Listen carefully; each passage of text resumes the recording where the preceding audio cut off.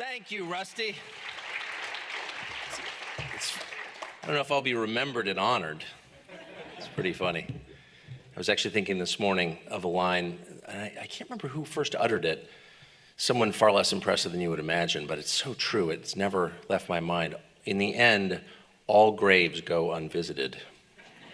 I think that a lot as I try to keep things in perspective. Excuse me, I've been in rural Maine for 6 weeks, during which time I decided to quit using nicotine after 36 years of avid use. So the combination, I don't know if you should applaud. Now I have to go on a diet, but whatever. But the combination of those two things has left me more scattered than ever. I went for a run this morning and I was like, I'm going to sort of think through what I'm going to say today. And then by the end, I couldn't remember why I'd gone for a run in the first place.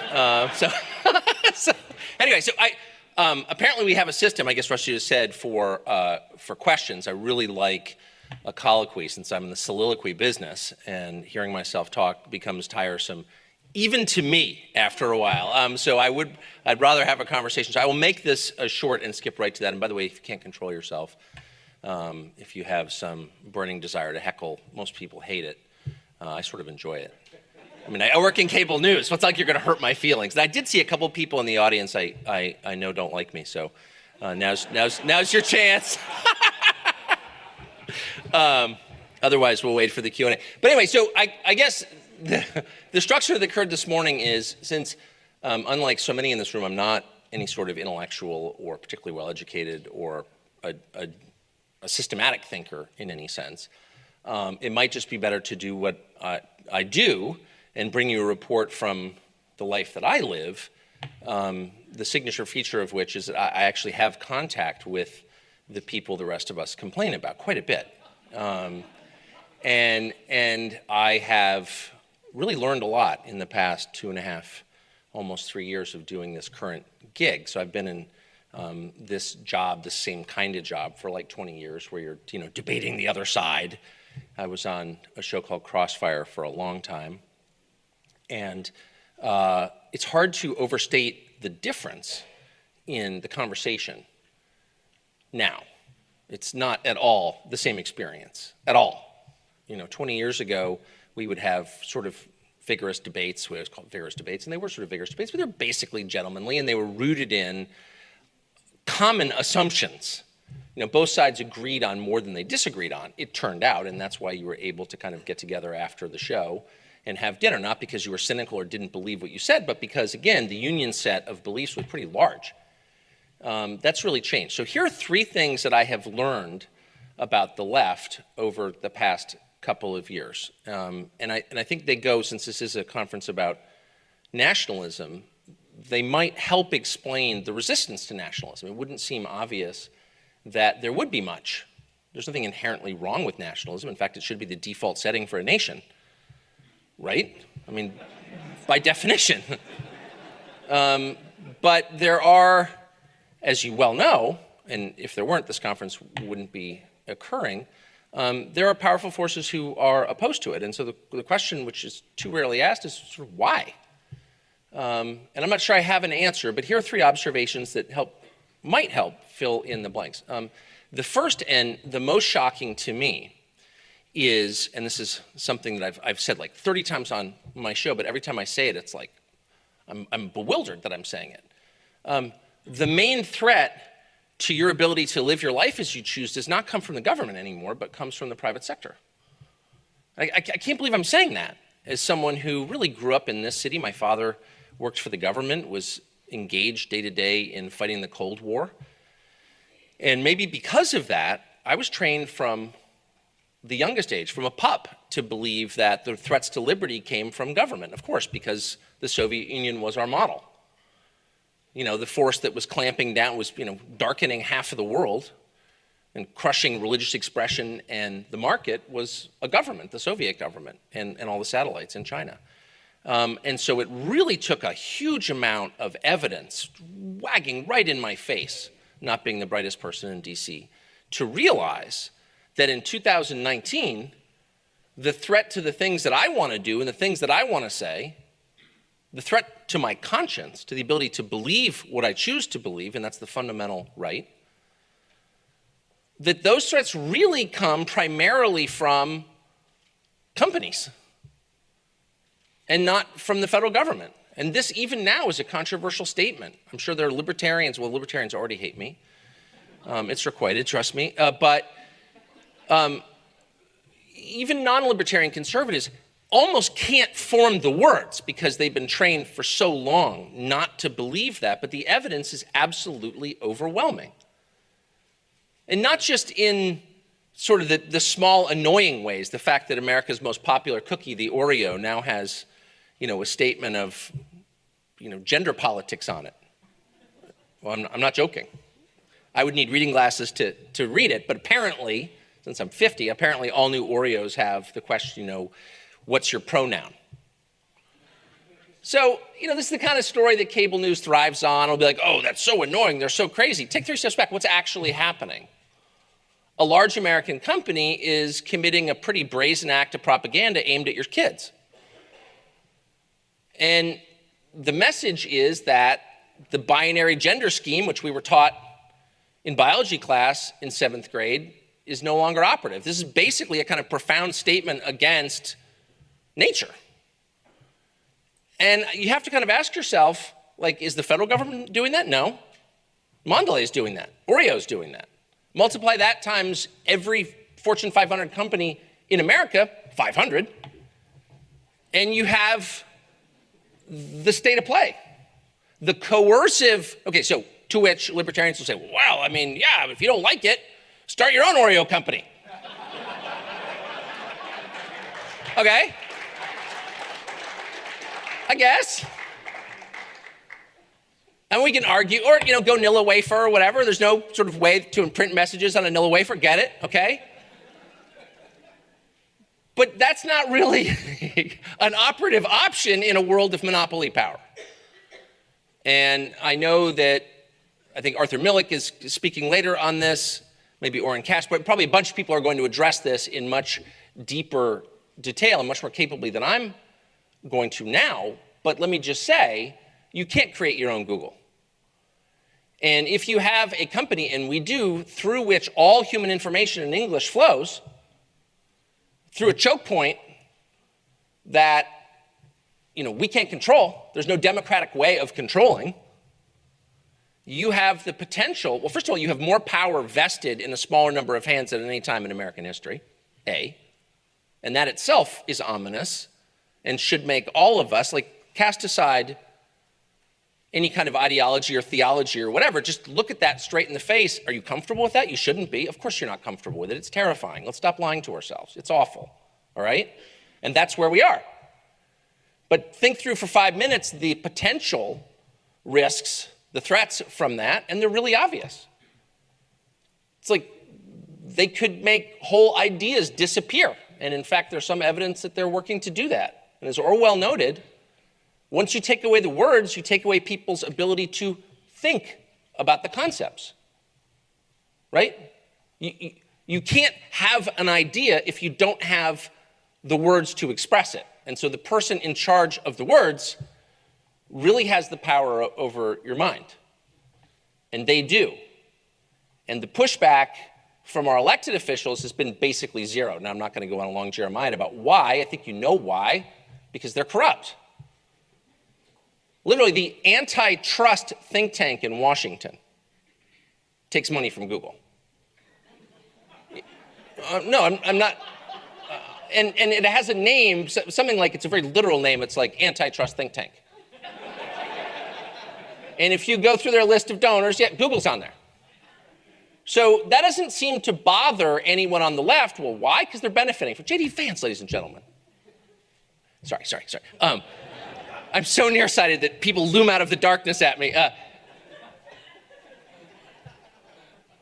That doesn't bother anyone on the left, of course, because these are the shock troops for their politics, of course, because they're in alliance with the progressive left.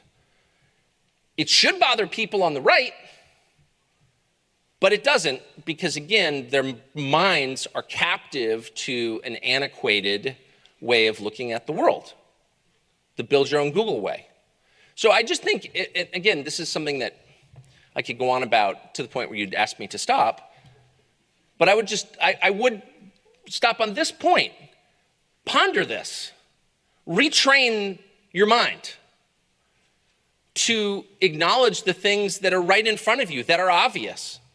It's one of the upsides, there are many downsides, I will say, to Trump, but one of the upsides is the Trump election was so shocking, so unlikely. So we elected Donald Trump president, huh? We all pretend, oh, of course we did. Yeah, okay, yeah.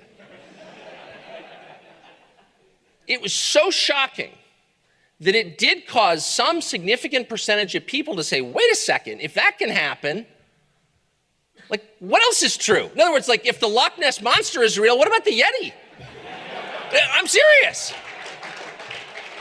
Weirdly, the Trump election spurred in me a kind of reassessment of UFOs. We've done a consistent series. No, I'm serious. And it turns out, like, they're real. It had never occurred to me. I spent my entire life making fun of people who had unauthorized thoughts. I thought I was a free thinker. As all, young people flatter themselves. Of course, almost all fascists are under 30, in case you haven't noticed. And it's especially true in the press corps. And they think of themselves as really sort of the cutting edge. I'm radical. And that's why if you think something you're not allowed to think, I'll punch you in the face. Right. Well, all young people, the truth is, are a kind of variety of that, including me. And the beauty of Trump was, once he showed up, you're like, huh, okay. Well, so this happened. I guess I can think whatever I want. So maybe it's time to traipse up to the mental attic and see what's in storage. And what I realized was there was all this junk up there, moldering, that I'd assumed was still sort of fresh and bright and worth keeping. You really accumulate all kinds of ideas, most of which aren't actually ideas, they're just tics. And you don't realize that you have them. And Trump really, and it wasn't, of course, just me, but it was a lot of people, almost all of whom were in this room, actually, who went up there and they're like, is it still true? And so what I encourage myself to do every single day, this is one thing I am faithful about, is I really encourage myself to just try to look clearly, like, what is actually happening? I mean, the forces of lying have definitely increased. They've gotten louder anyway. It's like everyone's lying. It's all propaganda. So disregard all of it. Put your earphones on to white noise and just look around. And who are the good guys and who are the bad guys? I'm serious. And a lot of the people we've been told are good guys are not at all. Actually, some of them are the worst guys. I'll let you figure out who. Sorry, I got carried away. Okay, so that's the first observation. The second observation I would make is, and I'll be short with this, but it's another one of my obsessions, is that it's all a kind of Freudian projection. Like, whatever they say you're doing is precisely what they're doing. And again, because I'm not a super genius, it took a long time to figure this out. And I really think Antifa was maybe the moment where I figured it out. It's the guys who are literally armed with steel bars and have black masks on are calling other people fascist. And I'm like, so of course you go immediately to the cliche, that's Orwellian. No, actually it's Freudian. It really is. The things I fear about myself, I transfer onto you. And once you understand that, it really is the Rosetta Stone for their behavior, amazingly. It's true for virtually everything. And if you're me, specifically me, the most bewildering of all is you're a racist. You're a racist, which is like, I wake up, I open my door to get the paper. You're a racist. And I guess at this point, I probably just admit it.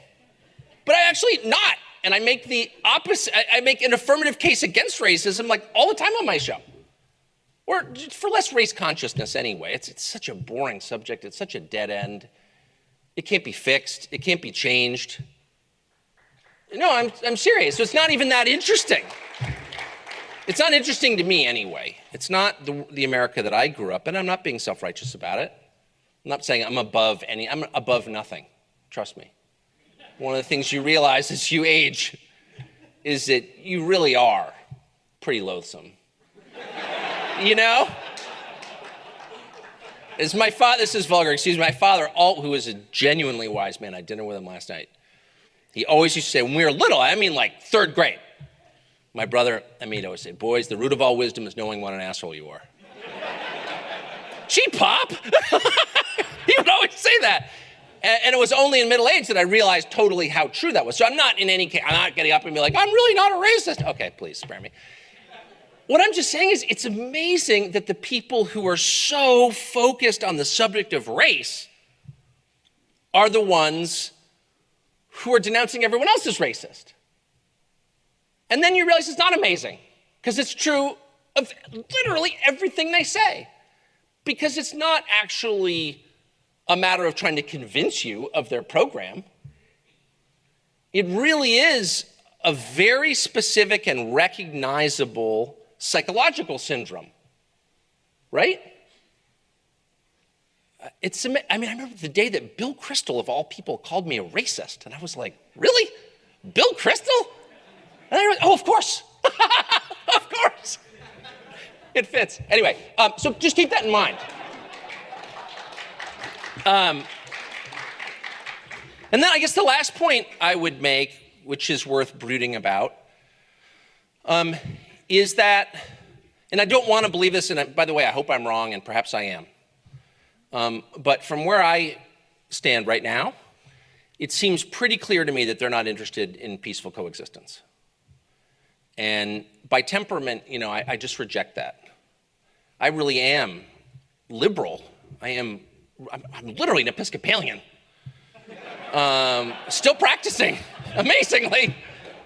But I am liberal by temperament. It would never occur to me to choose my friends by their political beliefs. It would just never occur to me, ever. Nor would it ever occur to me to try to control someone. As much as I despise libertarians, and I really, really do, I mean that. I also kind of am one. I mean, I am functionally in a lot of ways libertarian. I'm just not that interested in other people doing their weird thing. Go crazy. It's just how I feel. I probably shouldn't feel that way, but I do. They don't feel that way. They don't. So if you were, and someday I'm going to do this if I have time, it'd be interesting to go down to like the most remote county in Alabama and interview just a cross-section of people at the Hardys, just 25 people, and ask them what they think of the personal sexual practices of the residents of Williamsburg, Brooklyn, and B, how often they think of it. How much of your disk space does this occupy? How many hours a week, estimated, do you spend seething about what they're doing in the sack? 1,500 miles from here.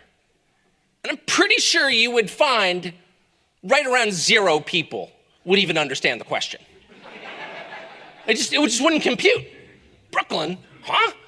I don't know. Probably something weird, right? Yep, something weird, for sure. All right. That's in New York City, right? Yep, well, there you go. Would you like to pass a law to prevent them from doing that weird stuff? Huh? Who are you anyway? No. And I mean all of them elders at the local Antioch Baptist Church. I mean, evangelicals, 100%. And they would tell you, no. And then, of course, you know the second half. Go to Williamsburg. And what do you think of the people of, Dothan County, Alabama? You know that over 50% of them are against gay marriage? What? I was just thinking about that this morning. We should kill them. They lay awake at night thinking that somewhere in this country there is somebody who's not fully on board with the program. And by on board with the program, I don't just mean is disobeying.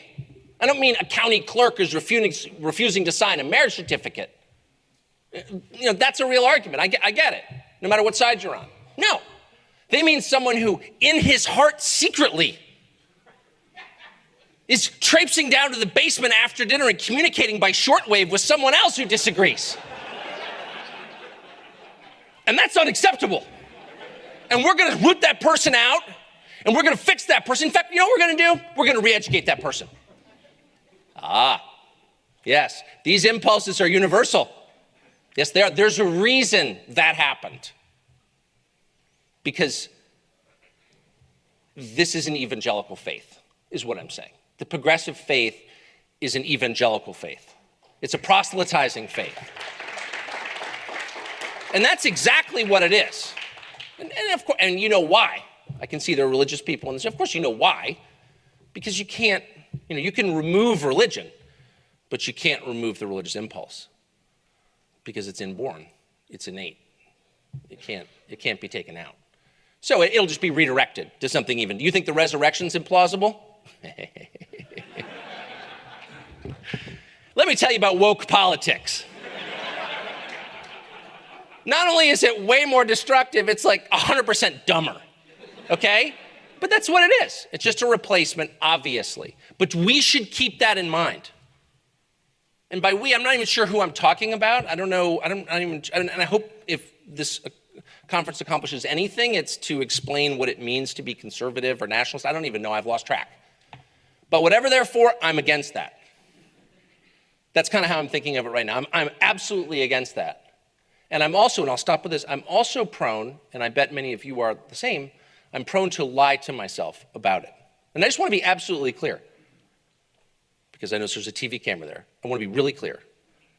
I'm still for living with people I disagree with. I will always be for that. I will always be for pluralism. I will always be for intellectual diversity. Always. I'll always be happy to have dinner with someone who doesn't share my views. My only point is, and that will never change, I will not allow that to change, because I think you become something less than you should be when you allow those impulses to take over. But the point is, they just disagree. And you can imagine they're just like you, but they're not. So keep that in mind. Anyway, thank you so much for enduring that. And I'm happy to take your hostile questions.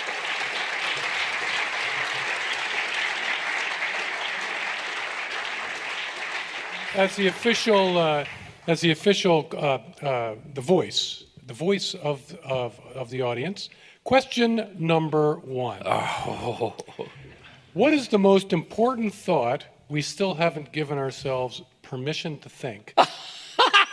or okay, maybe let's make it easier. What is the most important thought we haven't given ourselves permission to say out loud?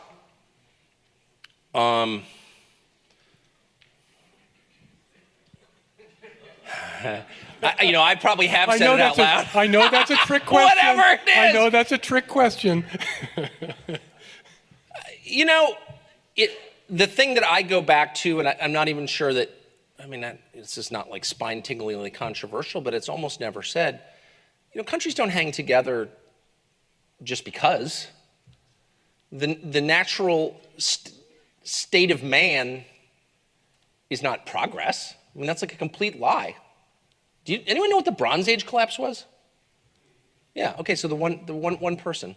So the Bronze Age collapse was, there was a Dark Age before the Dark Ages, right? So it was about 1500 BC. 1200 BC, okay. I knew it, look, I bow to superior knowledge. When basically the sum total of human knowledge disappeared, and we're not quite sure, we're still trying to kind of figure out, we may never know. But it mirrored very much the Dark Ages. By the way, do you know how medieval Europe, and by the way, all the way into Levant, the medieval world, got lead, the substance lead, for pipes and cooking and later for ammunition? They took it from Roman ruins. That was the sole source of it, from Roman ruins.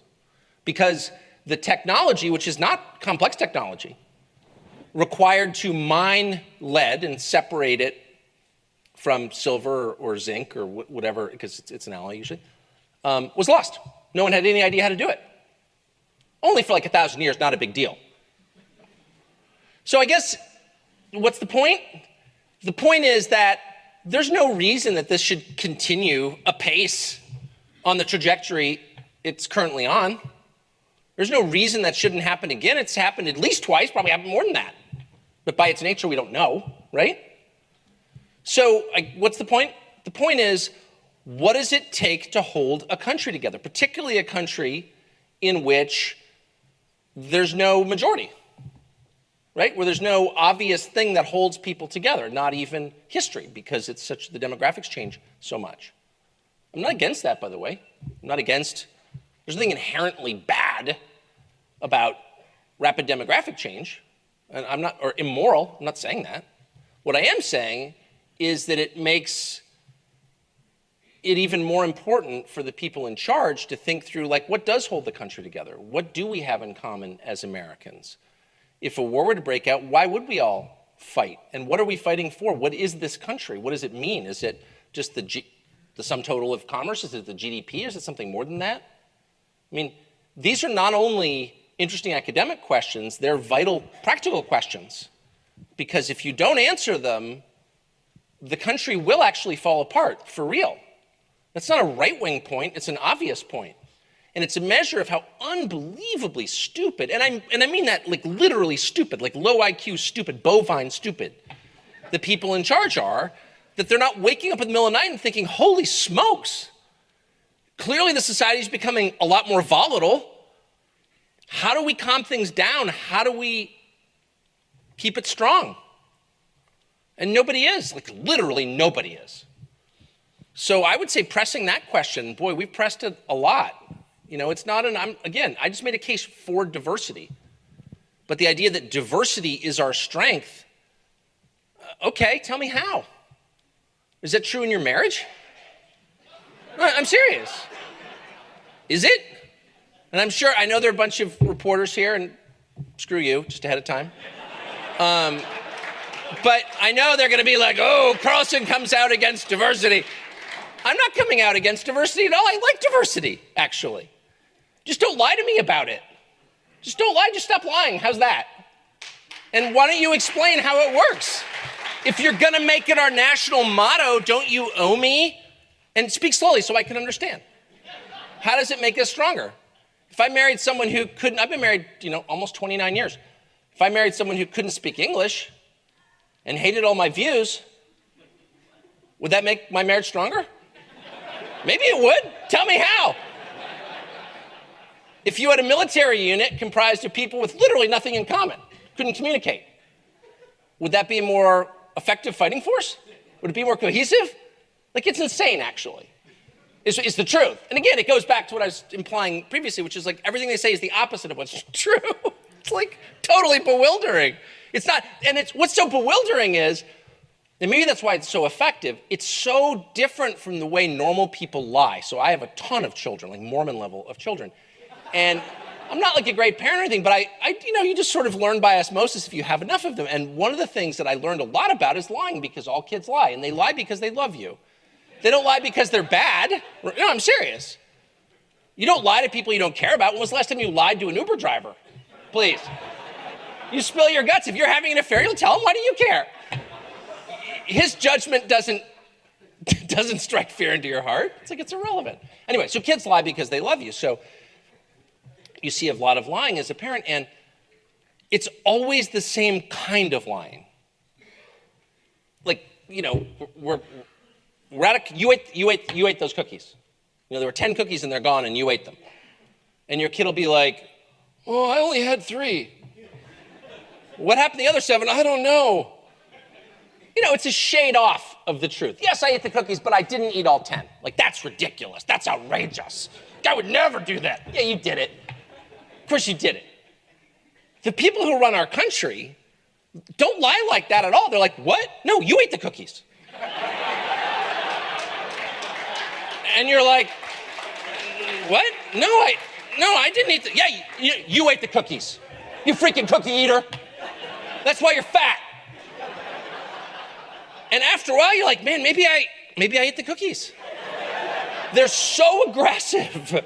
The dishonesty is so aggressive that it really makes you doubt yourself. It's deep, actually, and terrifying and totalitarian, really, because it doesn't have any basis in reality at all.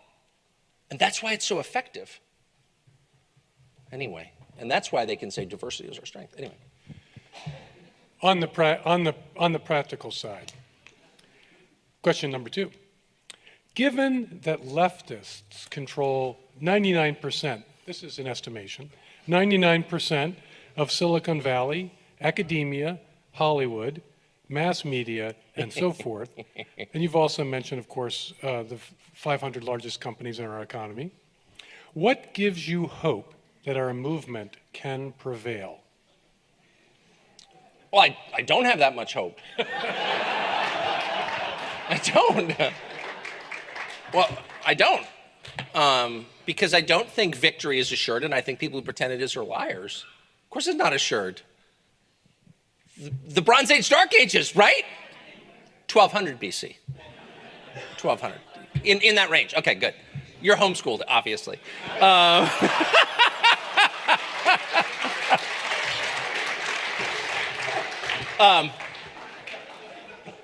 no, I don't have a ton of hope. I mean, I have every reason to want to believe that. I have every reason to try. It really does, get me out of bed in the morning. I mean it, because I think it's worth it. I guess the one thing that we have, whoever we is exactly, and by the way, can I just pause here and just note that in my day-to-day life, I talk a lot to people on the wacko left, on the sincere, I shouldn't call it the wacko left, the sincere old-fashioned left. And I definitely don't agree with, I'm a social conservative, just for the record, like the only pro-life Episcopalian in the world other than my wife. But I really mean it. I sincerely mean it. I'm not kidding at all. There's obviously no upside to being a social conservative. Why would you pretend that? Just so everyone can hate you? So I disagree with, the Jacobin people on a lot of things. But I will say, I've learned in the past couple of years, they're right about a lot. And the one thing they have in common with us, with me anyway, is that they are that they're not partisan. They don't care. They think the Democratic Party is ridiculous. Well, so do I. And I certainly feel that way about the Republican Party. Those people, they represent me on the Hill. Are you joking? I have complete contempt for them, like total contempt for them. Really heartfelt disgust and loathing, actually. So, because, they're, whatever, for the reasons, the reasons. But anyway, the point is, the left kind of feels that way about the Democratic Party. And so some of them, and I won't name names, but some of them are actually kind of honest. And they're looking at what's happening, particularly to the economy, and saying, well, this is like hurting people. Like, what is the point of this, actually? Do you know what I mean? And why this income inequality thing, for example, which we were trained, for my whole life, generations, to think was just a pure invention of some diabolical French intellectual to destroy America, actually is completely real, and it's totally bad. And the more egalitarian a country is, the more stable it is in general. I'm not for forced egalitarianism, obviously. I abhor that. I generally think we should trust markets. Yeah, of course. I'm not a leftist. On the other hand, if you have a society in which a shrinking number of people are getting an expanding percentage of the spoils, like that's a recipe for revolution. Like that's insane. That's not sustainable. And anyone who tells you it is works for the Kochs and can be quiet, because it's not. That's crazy. And there's some people on the left who are willing to say that, and amen. Anybody who tells the truth, I will support. Period. I don't care. Because why would I care? I don't work for them. So I guess what I'm saying is I am given hope by the fact that the overwhelming majority of people don't buy into this at all. They think it's insane. What percent? I saw a poll, Axios. You know what Axios? I'm only dimly aware of what Axios is, but they do these kind of authoritative sounding polls, which I love when I agree with them, as I did this morning. Ilhan Omar, who's a member of Congress from Minnesota, probably the worst person ever to serve in the Congress, I would say. I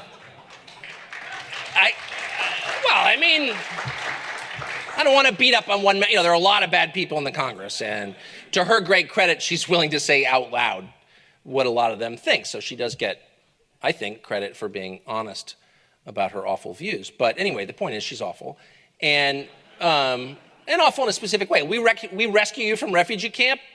stop lecturing us about how horrible we are. Do you know what I mean? Yeah, that's fair. So I said that the other day and immediately got like, threats of a boycott, or we're going to shut you down and you're a racist. Okay, please. And so I see this poll this morning. You know what percentage of Americans who know who Ilhan Omar is approve of her?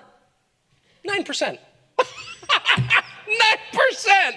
It's hilarious. Go on Twitter, which I'm never on, but occasionally my producers will send me links from people who sort of, the aforementioned Bill Kristol, but a lot of other people who you thought were smart or were like kind of reasonable, whatever. They're like taking up for Ilhan Omar. And that's when you realize that this hothouse world that we live in, all the angry people, they actually really don't represent the majority of the country. Most people are kind of reasonable. They're not especially ideological. They're a little harder to BS than you think they are. And their real interests are kind of basic human interests. You know what I mean? Sort of want to live unmolested, have their kids do a little better than they did. I mean, nothing grand.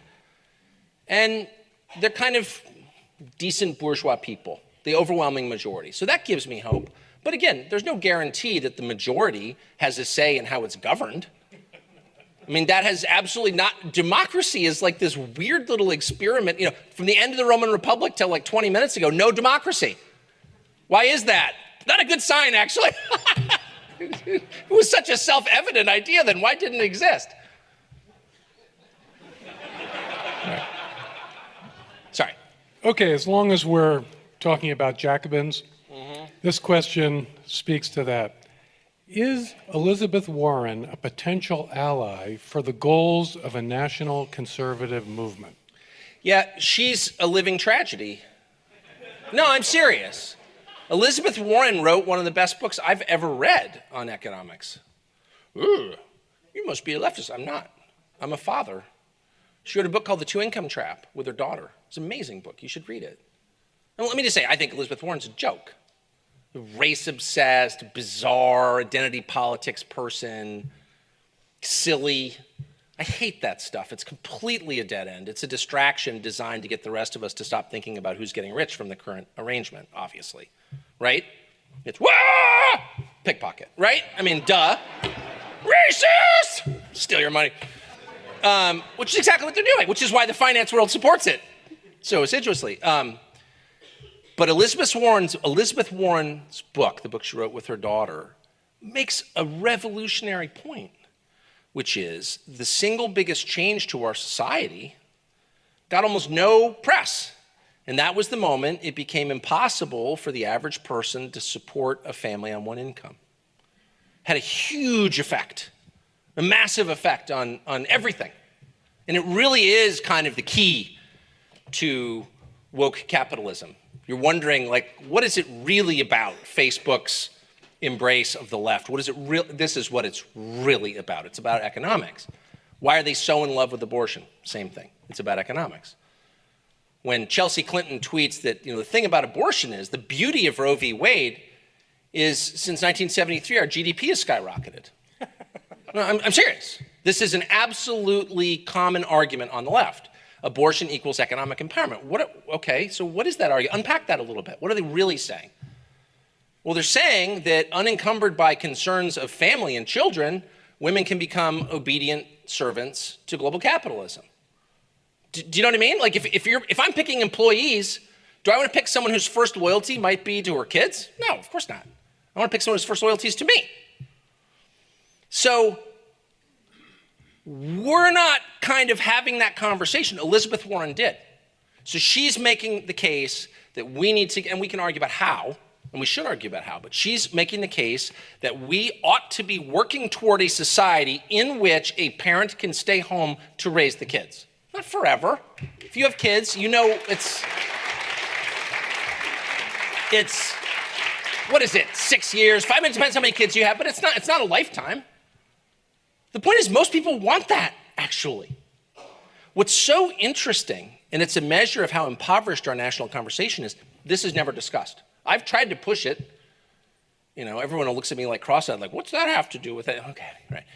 It's the most important thing. And what's so interesting is if you talk to the Republicans on the Hill, which I try not to do, but whenever I do, And they're up there with their pollsters. I'm not going to name names, Frank Luntz and all the rest. And the pollsters are telling him, you've got this huge problem because your party's too white and the country's becoming less white and you need to win these. Well, it's obviously true, right? It's just a math question. And you need to appeal to Hispanic voters, for example. How do you do that? There's only one way to do that. And that's get way more liberal on immigration. Open up the borders. You will win Hispanic votes if you do that. Morons. What they never do is look at the second order polling, which is Hispanic voters are not for open borders, actually, at all. And it's patronizing. Indeed, it's probably a species of racism to assume that they are. You know what they're really for?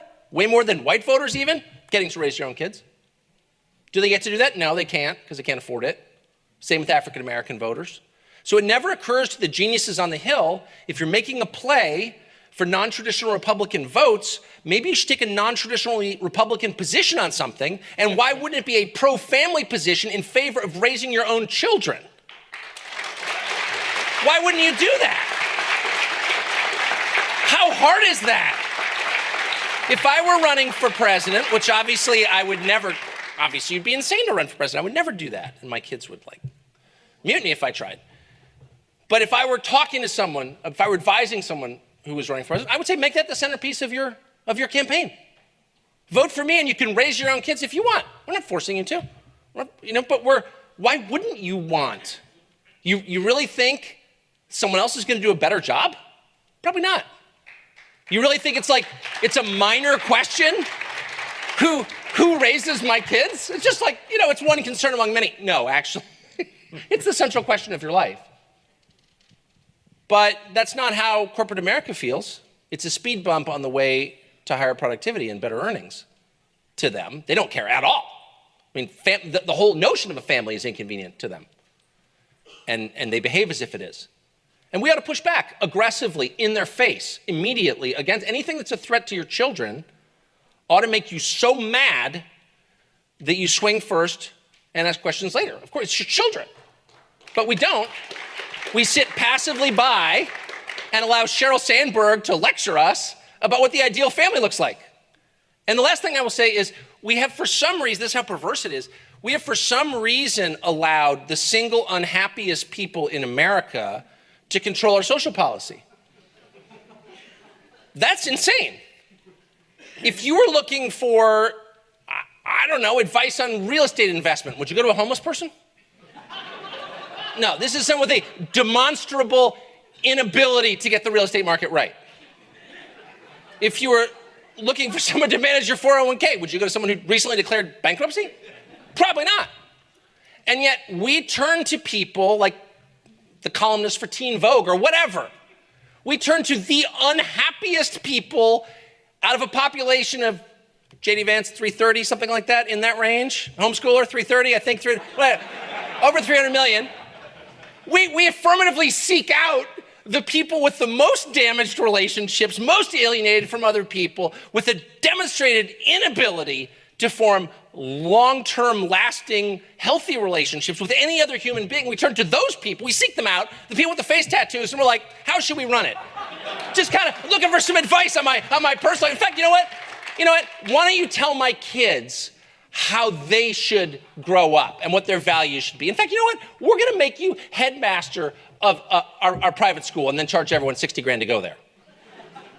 Sorry, you have to be an Episcopalian to get that joke. But that's basically what we've done. If you have influence over young people, if you are in any way influencing how people order their personal lives or how families are run, by definition, you should have to pass a series of stringent tests that make, carrying nuclear codes look simple. Because there's nothing more important than that. And we treat it like it's the least important thing. So, to answer your question, Elizabeth Warren's point about families is, in my opinion, the most interesting, the most resonant, the most important point I have read, including all the stuff from the social conservative groups, which I love but don't have a ton of respect for, honestly. Everything they've written in the past 10 years that I have read, and I've read most of it because I am a social conservative, her book is more important than any of that. That's how I feel. Okay, another another personality question. What do you think of being paired with Ambassador Bolton as a keynote speaker?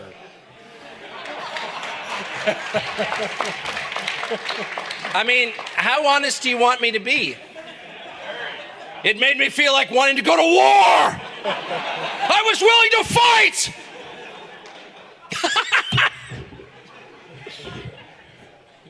I mean, it's great. I'm not that guy. As I already said, I disagree with Bolton on everything.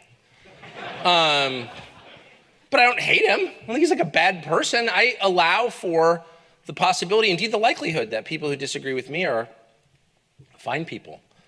I know a lot of them. I have relatives who disagree with me. You know what I mean? Indeed. So yeah, that's great. I mean, I believe in that. I don't want to be at a conference where every person is exactly the same. I'm not on the internet. I really dislike the internet intensely. It just empowers the worst people in the world. And so I'm not on it very much. But as I was literally in the car coming here, I got a text from someone who was like, yeah, they're writing about this conference. Are you sure you want to go to those conferences? There are people there you disagree with. It's like, okay. Same is true when my kids are home from school. Like, so what? Anyway. Okay, this will be the final question. All right. What will be our most likely excess or mistake on the right if these changes that you would like to see, a move away from libertarianism, happen? Oh, gosh. I mean, how much time do you have? I mean, it's in human nature. I read a statistic, because as I noted at the outset, I live in Maine for 3 months a year in a very rural area. And I once read a stat from the Maine Department of Transportation that said the majority of single-car fatalities in Maine occurred when the driver hit a tree on the opposite side of the road. And the cause of this, of course, and if you live in a rural area you know, is we have soft shoulders. So you are driving along, you feel your wheel gets stuck a little bit in the sand, and you radically overcorrect and hit a tree. And that, to me, is like the best metaphor for American politics there is. It's an endless cycle of ignoring a problem and then overcorrecting. Do you know what I mean? So, no one, I think, in television was madder about the opioid epidemic than I was. I mean, we all should be mad about it. It's the main reason life expectancy is in decline, as you noted in your intro. And yet, I think people with stage 4 pancreatic should be able to get opioids. I mean, I do. And now it's getting hard for that. You know what I mean? So everything is a process of correction, overcorrection, whipping back in the other direction. The problem is it's on such a lag because the people running it are, I don't know if they're potheads or what, but they're always 10 years behind. What? It's a problem? Okay. And then by the time they fix it, do you know what I mean? There probably was a point at which, we should think through some sensible way to reform sentencing, because clearly nonviolent offenders don't need to spend life in jail. I mean, it's terrible, actually, and yet we've gotten to a point now where Pete Buttigieg, St. Pete, he's a very holy man, fellow Episcopalian, war hero, God. He the other day says his plan is to let out 50% of all prison inmates. Just 50%, just right off the top. I'll take 50% off the top. And I'm like, well, what 50%? What? Who are these people? You know what I mean? That's actually, that's demented. So what if, we're probably going to get through the first, 10% nonviolent or whatever it is, 30%. But by the time we get to 50%, there are a lot of rapists who are getting out. That's sentencing reform. So that's exactly what I'm talking about. That is a massive overcorrection. I mean, the temptation in my politics, and my politics are evolving all. I don't even have politics. I just have reactions to things, as you can tell. But as people start to understand that actually, we need a Teddy Roosevelt moment, clearly. The sugar trust is too big, honestly. Let's take it apart. That's going to be ripe for all kinds of abuses. I mean, bureaucratic abuses, which are awful, of course. We're going to make, in effect, in a reaction against libertarianism, we're going to make the DMV a lot bigger and probably give them guns. And that's bad. But there's kind of no getting around it. I'm not endorsing that. Do you know what I mean? 10 years from now, I'll probably be like, kind of a little more pro-libertarian than I thought I was. Okay, that's the nature of it. Do you know what I mean? It's like adjusting a shower. Too hot, too cold, just keep working on it. Thank you so much. Please join me in thanking Tucker Carlson again. Thank you. We say, and I ask you to say with us, lift up your voices in this great meeting in the heart of England, and to all the world a message